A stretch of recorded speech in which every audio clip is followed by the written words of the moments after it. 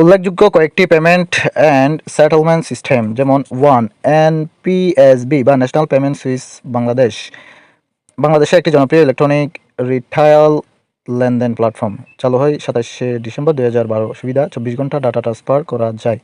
অন্যান্য payment system: অপেক্ষাকৃত দ্রুত পেমেন্ট সিস্টেম। আওতাধীন লেনদেন প্রক্রিয়া: ATM, point of sale, internet bank, fund transfer by BFT. 2 number RTGS বা real time gross settlement system. RTGS এর মাধ্যমে একটি ব্যাংক থেকে অন্য ব্যাংকে রিয়েল টাইমে ফান্ড ট্রান্সফার করা যায়।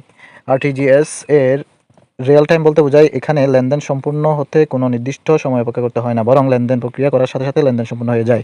চালু হয় 2015 সালের 29শে অক্টোবর। আরটিজিএস এর মাধ্যমে দেশে বৈদেশিক মুদ্রা লেনদেন শুরু হয় 2022 সালের 4 সেপ্টেম্বর। আরটিজিএস যেভাবে কাজ করে, অর্থের প্রকৃত বিনিময় হয় না, বরং কেন্দ্রীয় ব্যাংক লেনদেনকারী ব্যাংকসমূহের হিসাব সমন্বয় করে। Alternative delivery channel ADC. Alternative delivery channel হচ্ছে ব্যাংকের প্রচলিত সেবার বাইরে এমন এক ধরনের সেবা যেখানে গ্রাহক 24 ঘন্টা প্রচলিত সেবার মতোই বিকল্প উপায়ে সকল সেবা গ্রহণ করতে পারে। এডিসি এর অন্তর্ভুক্ত সেবাসমূহ হলো ATM, visa card, debit credit, banking, post বা point of sale, IDM service, M cash, SMS banking, agent banking, call centre ইত্যাদি। বাংলাদেশের সবচেয়ে জনপ্রিয় এডিএস সিস্টেম হচ্ছে এটিএম বা অটোমেটেড টেলার মেশিন। অনলাইন ভিত্তিক ব্যাংকিং বা online banking.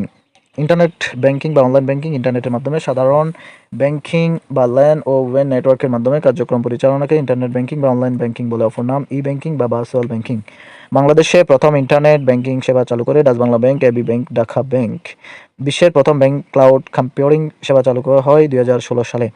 Google digital wallet service চালু করে 2011 সালে। অনলাইন ব্যাংকিং সব লেনদেন রিয়েল টাইমে সংগঠিত হয়।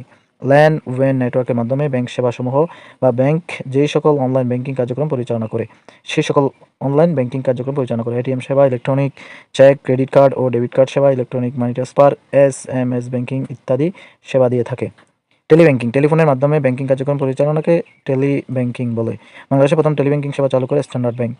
এজেন্ট ব্যাংকিং, বিশ্বের প্রথম দেশ হিসেবে এজেন্ট ব্যাংকিং সেবা চালু করে ব্রাজিল। বাংলাদেশে প্রথম এজেন্ট ব্যাংকিং চালু করে এশিয়া ব্যাংক।